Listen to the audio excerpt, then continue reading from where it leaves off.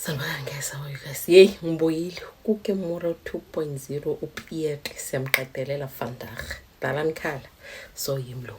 Nakhumbula ngisho uMindi uJessica bekasele eskeepini naloko umuntu lona odriver eskeep akhe kuKemora. UKemora noJessica boyle emanzini nalengane le jellyfish nakhumbula ngisho sicela khona lapho. So uJessica uthi awusithozi Salinda. Remember it was Saturday, the day labe banqoba khona umalume kaJessica lo sacrifice ngayo ukuthi khona uvusa kuKemora. So uthi vele family yakhe yamfonela Jessica kanti kuphi sithi uzoza in the uncle bamnqoba lelo langa. So Jessica was like, "Hey mama ngeke ngikhone, I've got a business proposal that I'm busy with, so angeke ngikhone ukuza. So I hope uthi nqobe kahle in sizokhuluma la ngikhona ngisese busy." Uthatha up ifoni uthi nembeza imenzani leso sikhathi ubala zonke lezi zinto azenzile phela izibed ukuthi I sacrificed with this person wathola car accident was a washer because of me. I wanted to save the love of my life. Upiet yabona uthi vele bahlale lapha yena solo vele like everything ibila emove uthi uyabona izinto azenzile since anopiet ukuthi yini kulabona uthi bahlale kufika ukuthi vele seyike qala vele la ngathi cellphone shone. The driver was like, you know what, labantu ngeke baphume namuhla, so if they want to come out bazi ukuthi bazothola kuphi, so it's best ukuthi mina nawe sihambe because you don't want to find yourself lana olwandle ebusuku yabona. Uthi Jessica uthi manje sohamba sakuphi uthi no uPiet unayo indlu lana, so don't worry sizoya endlini yakhe lana sizabalinda lapho and then sizobona by isikhathi sami ukuthi bazobuya na, but I doubt ukuthi uMendi uzobuya kuzobuya uPiet one because umntwana obviously ngeke azabuya. So the guy knows ukuthi uPiet vele uyenzani izinto zakhe like isebenzisa saka Piet yabona uthi okay sharp angabi nenkinga uJessica uthi vele bahambe baye endlini kaPiet uthi ngihlale 1 day 2 days 3 days. So lo muntu akaveli iviki liyaphela, so lo muntu akaveli ngapha phela I've got a business to run back lahlala khona. So uthi ngisathi uthi you know what, let me go back endlini and so uthi isikhathi masisa uzoPiet uthi ngibe nale faith ukuthi uzophuma vele emanzini uzobuya yabona. Uthi vele ngibele ngibhizi ngirani business ngisolo ngicaba ukuthi umuntu uzobuya uthi kube almost inyanga seyophela uthi ngicabanga ukuthi kanti kunesithwalo lesifaka ukuthi ngisibhekelele in another province emanye kulesithwalo leso ngiyobona uthi awusithozi lahlala khona kule angazi thina siswimming pool but ke pound or ke lake or ke ngona la hlala khona la vele hlala khona uMendi uthi amanzi akhona like ashintshile a green athi kulobona amanzi kube ngathi ayabola, so uthi abana this foul smell uthi amanzi la vele abe like that uthi nga understand ukuthi marana how come uthi emanyo checka lelana lo sithwalo lesaka Piet esinye ngibona ukuthi sona sinjani yabona. Uthi vele ngifly vele ngiye ku that province mangifika ku that province uthi ngithole still la hlala khona lesithwalo lesinye amanzi akhona njalo ayabola. Uthi ngibuze le cousin uqashe okadele endlu kaPiet uthi ngimbuze ukuthi hayi man wena mara izinto ziyashintsha kwenzakalani yabona. The cousin was like, no lesithwalo lesinye naso sihambile, so sila uPiet ayikhona elwandle. Uthi there is a point in their life la bayenza khona this thing, it means ukuthi bayoba rebond bayozalwa kabusha something like that yabona. So the cousin uchazela uMendi, so uthi hayi wena uthi serious usazobuya uthi angazi bazobuya after how long, but they bayahamba for izinyanga. So wena the best you can do ukuthi clean lamanzi nama will do the very same thing this side, clean lamanzi ukuthi ababuye bathole indlu welcoming and continue ukuthi uya do those rituals la emnyango to ukuthi reconnect nabo spiritually because of bona spiritually bazoconnect now but bazokutshela mabaredi ukuthi bazobuya.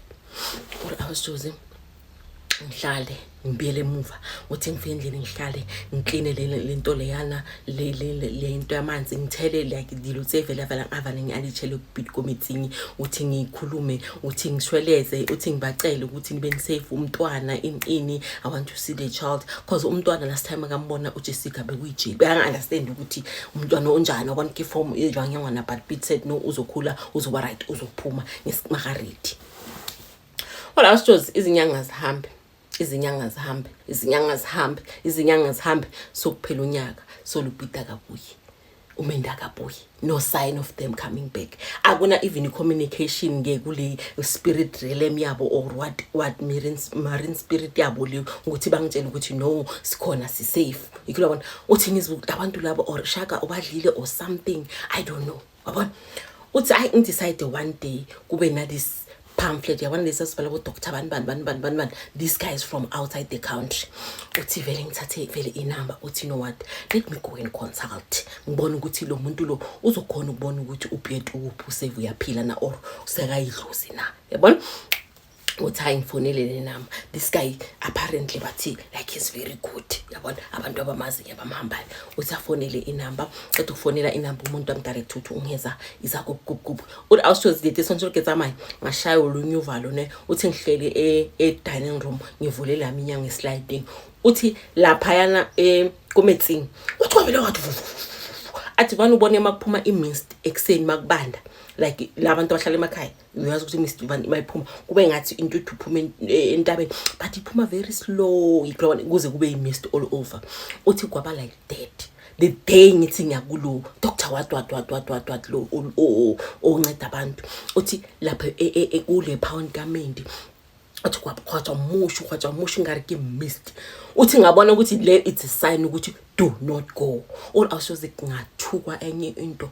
Uthi ngathuka enye into. Uthi ngahamba ngaya lighter lamabhawu la i3 ngabeka lapha. Uthi like I apologized ukuthi whatever I was thinking to do ngiyangicela bengeke ngize ngiyenze but I just wanted to see ukuthi ni sharp na. Uthi ngayenza lokho ngayenza kana kutse ngiyenza so vele ngiyenza ngepuna because izinto lezi bezenziwa ngepuna vele yabona or besigcoka all black but ngayenza ngepuna ke ukuthi ngifuna ukubona ukuthi izophela lentuthu. Uthi ngivele ngashweleza then intuthu uyabila vele. Uthi lamanzi vele ayathula vele aba silent. Uthi ngabona ukuthi musilabantu labo they are watching me but mina I can't see them, I can't even communicate nabo but bona they can see izinto ngizicabangayo. Or I was chosen manje sesiku1 ne6 months no communication from uMendi, no communication from uBeard. Ngihlala nge1 uri awusantsibi ngiphila this life luxury. If ungangazeli ukuthi ngiphila kanjani ngiphila impilo luxury, I've got everything ongayifisa empilweni but akinayona peace, my soul is so dark ukuthi angisazi ukuthi ngenze njani. Uthi I was just decide ukuthi you know what le ingangami, excuse me, let me go home for a while, find myself, find who I am, and then ngizobuya. Uthi ngipheke amabhek emotweni ngitshela my mother ukuthi you know what I'm coming ngidla kuhaya. Uthi awushozi mangakutshela ukuthi I'm driving the latest car, bengidriver the latest car, angeke ngikhuluma ibrand. Uthi bengidriver yona and it was very new. Uthi imoto ivele ya basta 2 yamatire same time, 2 yamatire abasta. Uthi immediately mangigibela go freeway yavele ya basta amatire azange safuna ukuya phambili. Uthi ngama I was just orgama luckily azange spine azange i7 and i it's a good ceiling and stuff like that azange yavele ya basta like ya basta yabe yathi sho like kwaba ubasta wore I'm not going to off ramp the road but ngizobasta ngime stand still yabona. Uthi kwaba ilento kwaba leyo scene in my life go freeway. Or I was choosing that's when ngibonile ukuthi into ngifuna ukuyenza by phone, so I should not go home. Uthi ngafonela abantu be insurance, ngafonela i-road assistant.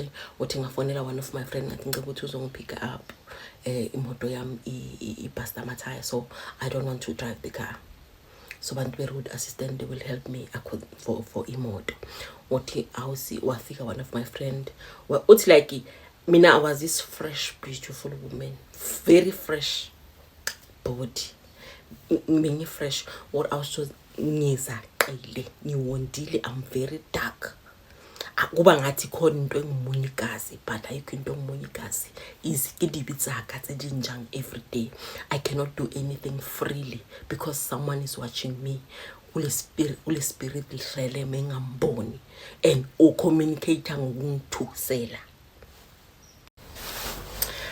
hayi uJessica uthi ngifike endlini uthi mangifika vele endlini ngiyolayita lezi zinto vele zakabidi futhi uthi vele ngicommunicate nabo uthi ngicele ukuthi ngekhaya I just want to go home be with my family ngizobuya ngicela ukuthi ningangihami whatsoever uthi manje sengiphilele impilo ukuthi whenever I want to do something mina ukuthi ngiguqe phansi ngicele ngishweleze kule altar yabo le yasemanzini ukuthi ngifunqele ukwekhaya ngicela ningivikele I won't do anything stupid in stuff like that yabona uthi the following day already angisho bengiphekile and stuff uthi the following day vele ngithathe another car uthi ngidriving uthi this time ngihambe vele ngikhaya uthi along the way ngicabanga ukuthi uPete said to me whenever he wants to do something mina ukuthi ayicela ukuthi ngiyaphi permission yabona uthi kube lesinto ukuthi okay I can navigate throughout lempilo kulempilo le kaPete kahle by uthi ngizocela each and everything so I'm not going to give up until uPete abuye uthi Ashosi kubo konke abafana bathi bayangikhulumisa angikela interest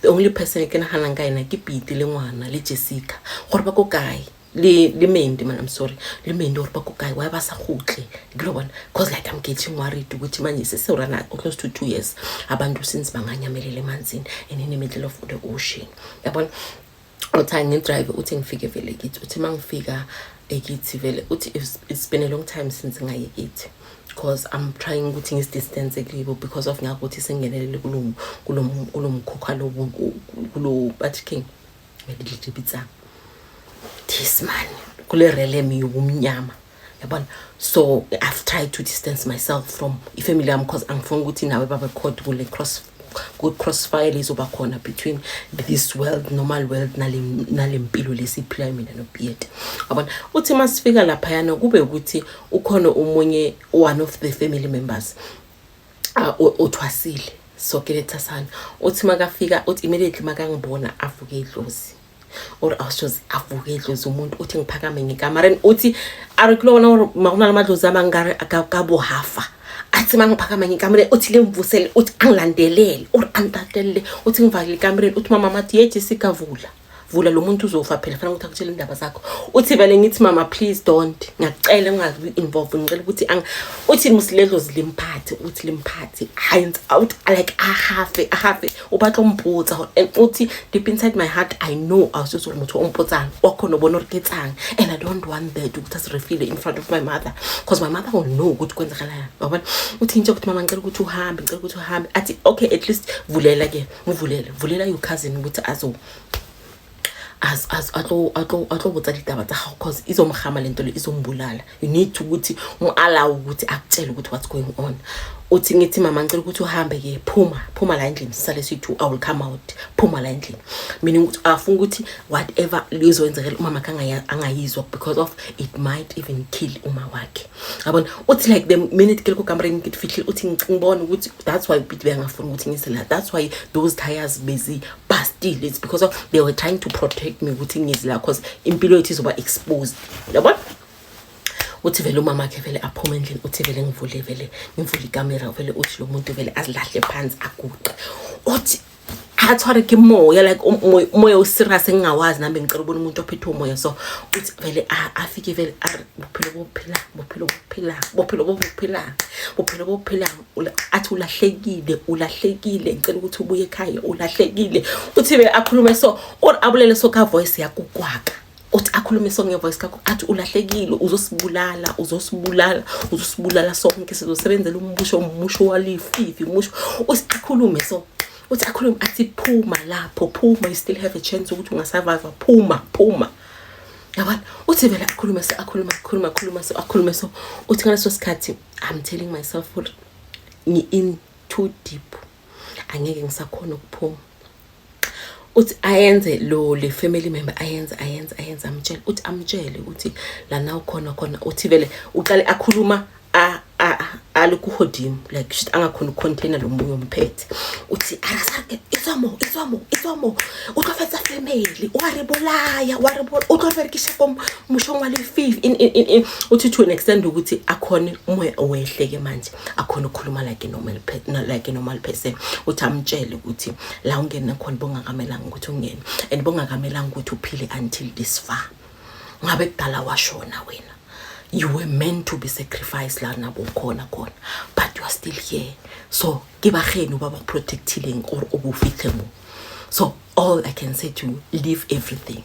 Ungasaphindeli lapho uyakhona because waphindela lapha impilo bophelo bakho botlakatlakana yabona uthi umuntu lovela khuluma asinabe out from lo moya lo umphethe. Or awushozi azange ngifuna ukukhuluma izinto eziningi, angizange ngifuna uqhazela umama anything uthi kwabana something in me ethi hamba like ini. Uthi kwabana something engitshela ithi hamba. Or I just said to my mother, I'm in an emergency, I'm 17, I need to go back. Or that was the worst mistake of my life. I should have never went back to because of chelete, or rather luxury. I went back. Utinga driver, I went back. Ngafika endlini, ngafika ngavula ngathatha lama kabla wami. Wakagwaka kuke more ngabeka phansi kule sliding door half lady pool uthi ngalighta lezi zinto lezi uthi ngabe sengiyashweleza kuke more ngicela ukuthi ubuye say 2 years zonke ungabuyanga ngicela ukuthi ubuye ngizokubona uzophinda ubele emuva uzokhona ukungitshela ukuthi from here what do I do uthi vele ngishweleze uthi ngihlale sofini ngibuze off kishape keboroko.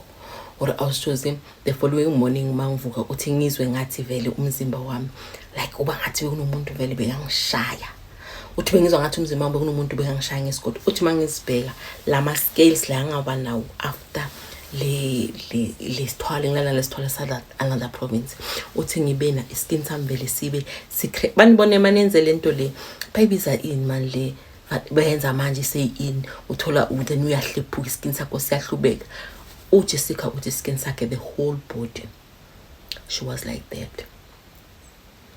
She didn't know what to do because Upita could to guide her through Lempilo le epilayo. I didn't know what to do. The only thing let me go to the ocean. Will I survive? Mangaya la payana and jump. Ngibona ukuthi ngizofika na ngimbone uPieti yabona uthi vele ngicontacte the guy lo weboat uthi ngingenza ama booking nginamele flight kikwa uthi ngithole vele umfana vele angimlele esigebeni uthi mangifika lapha yana vele sihambe vele la sama khona vele uyakwazi umfana usifike vele sime lapho uthi ngihambe nale one of the bowls le isithela kilo izinto zakhe lezi makakhuluma le language yakhe snacks uthi vele ngifike vele ngizilide uthi vele ngibize uthi mina the only person engifuna ukumbona kahle uPieti because I understand ukuthi umntwana wathi angeke asaphume and uMendi is not like ngiyamdinga but I need my husband uPieti ukuthi abuye. Or I was just safika lapha yana salayita lento le yasalayita ngambiza and then sahlala uthi sifike ekseni olwandle it was around 9 uthi sifike ekseni I went there preparing namanzi nginokudla and everything ashela ukuthi you know what I'm going to wait for this person until azaphuma at least aphuma ngitshela ukuthi what's going on yabona. Or I was just ngabe ukuthi siyalinda sathi 12 o'clock salinda sathi 3 o'clock ubhuti was like asambe sizophinda sibuye futhi kusasa yabona uthi athi let me like this thing ngokugcina ngembize ke and then ngizobona ngayi ukuthi akafuna ukuphuma uthi awusoze ngilike futhi lento le uthi manje ngisho vele uthi sengiyasho vele sengiyakhala uthi manje sengibiza nomntwana bengingamazi uthi sengibiza noMendi ngibabiza bonke boy3 ukuthi phumani I've been waiting for you guys ningishiye indabeni engazazi ngicela ukuthi ningiphume la ningitshela ukuthi what's going on. Or awusoze salinda masithi 4:30 but others was like no you don't want to find yourself last kumnyama. Please let's go. Utuputi was start iskepe saphinda sabele endlini la le sethu zinolwandle yakaPieti khona sayalapho. Awushoze uthi mangifika endlini kaPieti sethu ne-ocean uthi uma wamangfonele athi the family member lo ukileng wangibonela izindaba uthi ushonile uthi vele ngishaya uvalo uthi bengazi ukuthi uPieti noJessica noMendi abambulele yabona uthi ngimbuza ukuthi kwenzeni athi yo paramotonal kaharandumba like indumba yakhe kwavele kwavuka umlilo omkhulu washela ngaphakathi bathi ushelore awungasalanga next. Or I was choosing ngibona ukuthi lo umaluma wathi ulika accident washela emotweni this one uyanthathoba uyashinda umbeni yakhe akusasali next athi ngibona ukuthi abona ke manje sigilike intwaye kinto manje sebalwa nami or awushozi uma mangitshela athi kanti ukuthizeni kuwe because bathi utshele someone ukuthi wena kunezinto ezinkulu ozenzayo lapha eGoli yabona uthi urilengi athi bathi wena zinkulu izinto ozenzayo lapha eGoli utshele someone which meaning after telling someone that's when but decide umuntu ukuthi okay lo uzostep emasimsuse emhlabeni uthi njalo mama ngithi ayibahlanga yazi family abanyako bona motho ayiba successful bacabanga izinto ezisnacks but umama ka athi ayibuya phela uzoze emnqobeni uthi sister simcabanga ukuthi wathini ubhidi ngendaba zokuthi umuntu makashonile in ungafuna ukuba involved uthi ngizoza ngamtshela umama ukuthi ngingise but ngithi okay no it's fine ngizoza wabona what I was choosing ilanga lihlabe ke the following day ngilandela umfana futhi lo bhuti lo weskepe uthi asamsiskepeni uthi lo bhuti vele athi I think ukuthi le ndlela uhamba it's very risky uthi vele angitshele straight athi uMendi bangikutshela into ongayazi uMendi umfazi kaBhidi umntwanakho lo bathi ngewakho wekazi ntwana kaBhidi noMendi wena to you wena beyi object nje ukuthi uzosetshenziswa ukuthi uba revive labantu babazobuya la bayobuya baba abantu abasha abane power edlula lebe banayo eqaleni if I was you mina bengizophinda ngihambe ngaphinde ngibe connected kulabantu la as long as usababiza usayenza izinto bebazenza bazoba connected to you or awusoze ngiyafuna ukumlalela lo mfana uthi ngithi asambe seku ocean mina ngifuna indoda yami uBhidi asambe seku ocean into ngitshela yona yikho uMendi isitholo saka Bhidi that one I know for sure akasimuntu kaBhidi or awusoze umfana vele anga-agree nami singene escaping city ngilwandle ngifihle ngilayide lento leyana ngilayide or awusichoze mangilight uthi kulwabona like kube na this sudden wave nje kube ne wave like elengiserious erocker like the boat or so like awubatlege kulona like umuntu akubamba kushika so awubatlege uthi the boat be shake like that uthi umfana wathi no mina ngizofana nawe it's either we leave or wena ufuna ukufana uyi-one mina I leave uthi or awushoze umfana abe start imoto vele uthi or like kilobona like useku ocean then all of a sudden sekaqala kuba mnyama kuba na lelife elimnyama kuba ngathi kuza this imvula le enkulu kulobona etlo izophiphula izindlu maybe bo tornado Diana or bo tornado one yabona uthi kube like that uthi ngibona ukuthi lo muntu lona akafuna ukubuya uthi ngibale lapho lo muntu lona akafuna ukubuya like mina I'm busy chasing him akafuna ukubuya or I was just masifika lapha there is this Makhosi from another country ne someone ungirecommendele yena yabona uthi I was just mangifika endlini ingasaphindi ukuthi ngifuna ungena ngaphakathi endlini uthi vele ngithi kuMakhosi ngithi straight kuMakhosi uthi ngiuparingi kuMakhosi uthi mangifika kulo Makhosi uthi Makhosi le kuMamakhosi laba bagangayo abangapolisi abakuMakhosi abathakatha uthi mangifika uMakhosi vele angibambe ngomoya uthi angitshela indaba zami awusijoze ambotse hore wena uhlele nendoda umlungu beungasindoda yakho bengeke kize kube indoda yakho athi uyithathele lo muntu lo ube kahlele emanzini athi indoda yakhe athi wena bozitshele ini intobazana ukuthi wena uzokhona umuntu ohlala emanzini wena ungahlala emanzini uthi vele angitshela indaba zami ubaba athi usacrifice ngabantwana abasekini ufida legazi lelanga lemanzini ngabantwana abasekini athi uyazi ukuthi wena manje unesithwalo esiphila esisokucontrol esokutshela ukuthi ungiyala ungayidlana athi uzale isithwalo uthi angive so athi you need to find lento leyizalile ife lento le for you ukuthi ukhathe off kule mpilo le but as long as lento wayizali saphila just know ukuthi impilo yakho usazoba ngqoba abasekini one by one or awusichoze yakhe kesore athangitshela labone usababona ngelihlo lakho lenyama angeke usaphinda ubabone bahambile but the only thing ekubambile ilo mntwana lo and mina I cannot kill lento leyana because it's too powerful for me you need to find someone who's stronger who can destroy lento leyana oyizelo lethi lamhlabeni because lento lezo athi each and every year uzonqoba abantu bazophela abantu bathandana or I was just believe uthi yonke into bangitshela yona ngingayibelieve uthi mangihlele ngilele lapha yana awusijoze mangibele ndini ngaBhidi uthi ngihlele ngilele uthi ngicabanga ukuthi umalume mama washona ushone ngayiphi inyanga the person on consultile ushone the very same month uthi ngithuwe manje sengiyahlanganisa 1+1. uthi ngicabangele sasikhathi ngiceda ukuzala uBheti ngivova igazi afu uBheti mina ngivova igazi angitshela uBheti ukuthi manje uzala isithwalo. uthi wangitshela straight uBheti uthi manje uzwala isithwalo unoba nento engayakho angeke usazwa ngomendi or uzwe ngami uzoba nento engeyakho. uthi ngathuka lapho uthi lapho kwaba wake up call ukuthi uBheti wawusho ngomlomo wakhe. uthi that Makhosi told her straight ukuthi uBheti noMendi they are married, bashadile abantu basemanzini. yena bengeke bakazoba yini ukuthi angelela abantu abashade emanzini, abantu basemanzini. So all along she was used ukuthi abaphamandla ba revive babe namandla. So now they've got the power. That's why they went back, and mababuye bayoba stronger than ever, and then they will no longer use it abasamding. If they come back, yena she's going to die. So the Makhosi said they must find lento le ayizalile and kill it before obomendi babuya, because mababuya bazombulala. Or I was just ngiyabelieve or ngiyabelieve anything. uthi mangihleli ngiphansi ube amagama kaMakhosi arotate inside my head. uthi ngithi angeke ngiyikhaya mangayikhaya something bad will happen. I'm starting now to cut off my family. uthi ngakhatha off my family azange ngisaya ekhaya.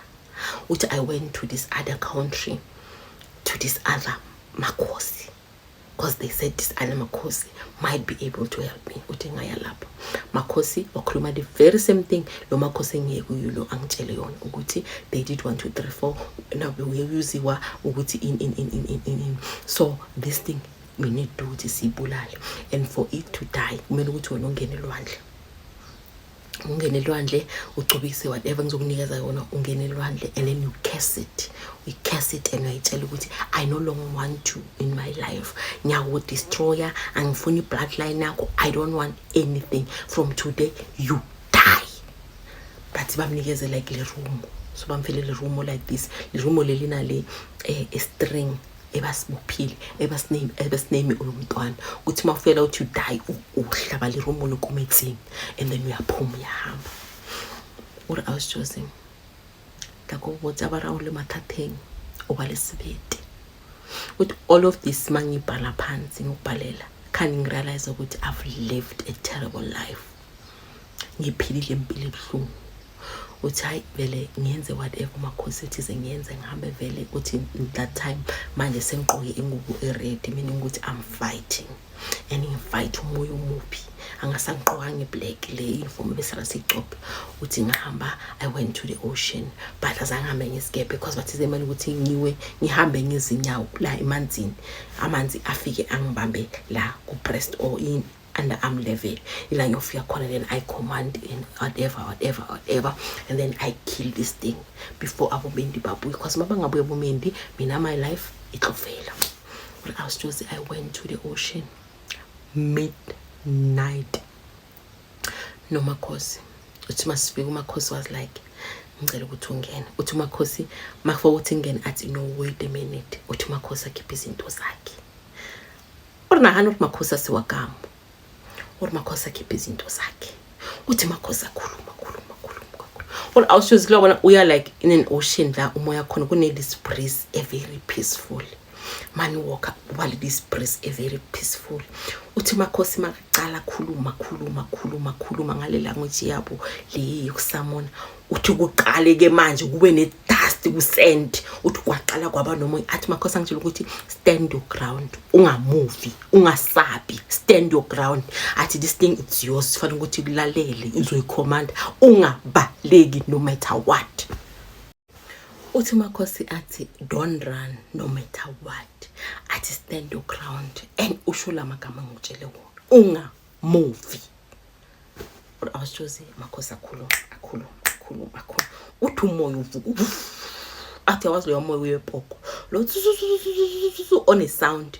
uthi uqala umoya uthi like ama waves ama waves out ayashaya uthi ngifeel ukuthi yabona ke manje abathi amanzi ayaphila nyakhona ukwabona uthi akhulume uthi ashise izintuthu uthi hey kube na different kinds izintuthu ezimhlophe esibovu ezimnyama uthi ashise lo yamakhosi wakana ko awusijose makhosi oso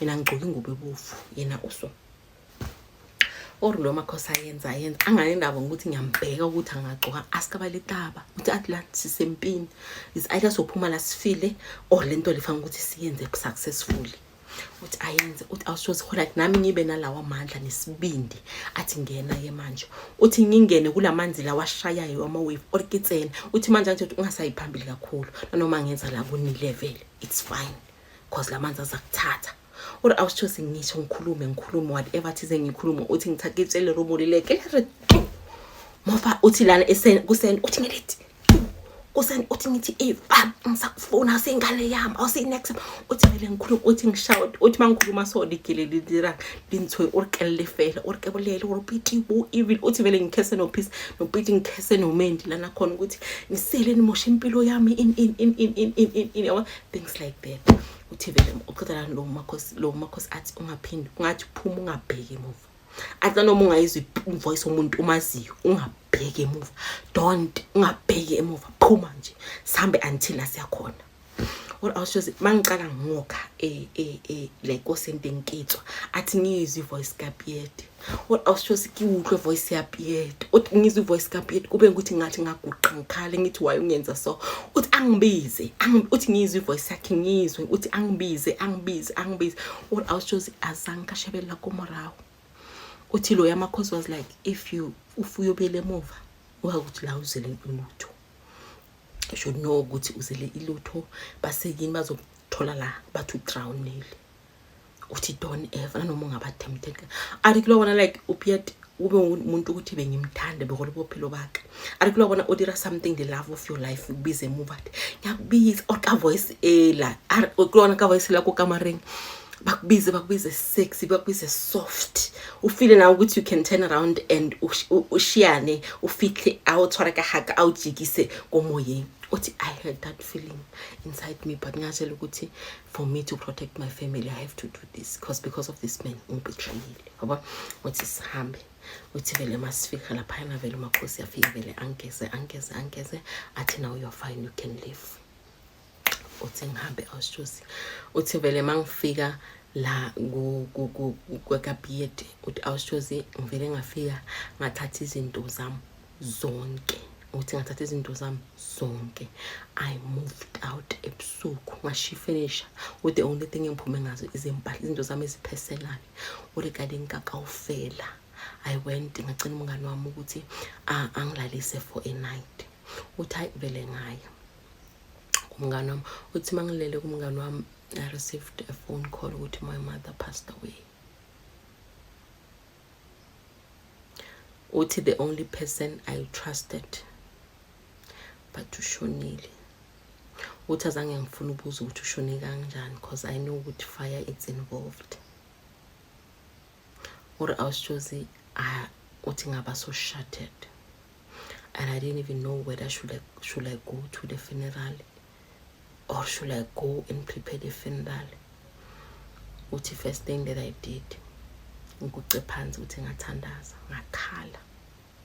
ngakhala ukuthi uNkulunkulu wami wayengivumela ukuthi ngene la ngene khona wayengivumela ukuthi igreat nokuthanda izinto zasemhlabeni kungilide la ngikhona uthi I cried awushozi mangizothi umama ushonile uthi I cried ngakuthi ngiyomprepare umncwabo or ngizoya emncwabeni or ngenze njani uthi ngakhala uthi my friend wangithatha what you know what friend this is beyond you let me take you ebandleni so that they can pray for you bakube strength for ukuthi khona ukunqoba umamakho or awushozi angakutshela ukuthi ngiyele esontweni bangithandazela kwabangathi mabangithandazela arikulo wabona ge chepisi enzikole tsatsing and then mangakustika ne ukuthi uyenze so athi iba na this force ukuthi ayifuni ukusuka uthi mabangithandazela kuba ngathi there is something engiphulishayo but like not something insticking or within me mina ngiyakhona ukufeel but abantu bangaphandle bakhona ukubona uthi mabangithandazela like kwabangathi ngiyahlanya there is something that I'm fighting uthi ngifile ukuthi this thing iyangistika ayifuni ukungiyekelela. Uthi umfundisi wangithandazela loya mfundisi wabantu, uthi wangithandazela ngaze ngacollapse. Mangicollapse bangithela ngamanzi ngabe sengiyavuka. Uthi mangivuka awusjozi my friend uyangitshela ukuthi bathi umamakho i-gas stove i-explodile, so wabe sewuyasha kanjalo. So that's the cause of death. Or awusjozi neketseba or ukuthi regetseng. Or from that day, that's when ngafunda ukuthi umuntu uyakhuleka. Uthi I prayed so hard mangidrive ngiyithi nopreparela uma wami. Uthi ngathandaza enye into ongayazi ukuthi uNkulunkulu ungivikela. Lesa spirit asiphume empilweni yami. Lokho ngakwenza kwakudala akusale emuva angisakufuni. Or awusjozi I left the company without a trace. I've left the houses. I've deleted my contact number abantu abangiconnecta noPiet. Uthi I went back home ngayahamba ngayonqoba umzali wami. After the funeral I've never left. Or ngemumahayeng I'm starting my life over. Akhona ama-projects engiwayenzayo angifundisile business uPiet. Uthi ngithethe the only skill ongifundise yona ukuthi into uyenza kanjani, but I'm doing it the right way. But what I can tell you is that I'm empty. No matter how hard I try to pray, kopilo ngiyakake empty. I've got into ongazenza ezimbi. Nomuntu wanginyuza ngicabanga ukuthi angithanda ngangithandi.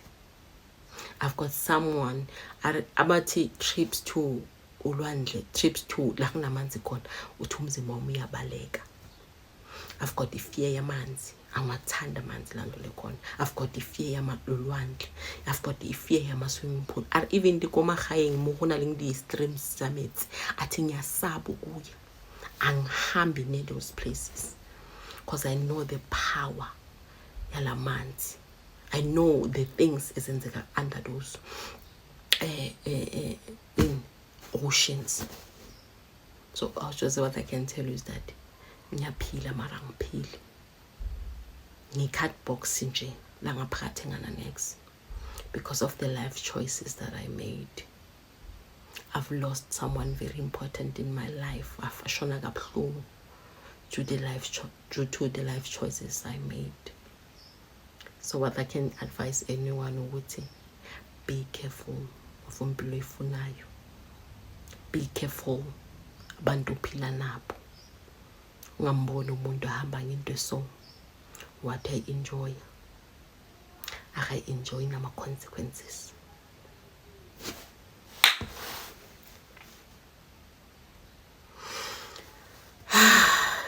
I'm lost for words, guys. Story saga kokemor omendi siphelela khona la. Have a lovely weekend and thank you for watching. Ngicela ningifting ama super things ngiyawathanda. Like and interact kuma videos wami, guys, and kunezinye izinto izintori like zizophula umoya, zizophula your spirit. But what I can advise you is that each and every story that you listen, if ever it will touch us somewhere in a wrong way, pray. Pray like rephila bophelo ngibo siphile emhlabeni la kunzima khona. Ziningi izinto zobumnyama ezenzekayo. I remember whenever I watched Kings of Joburg, like kunezinto simple things ezifana nezinto zakamendi no Piet, and I'm like, I would coincident.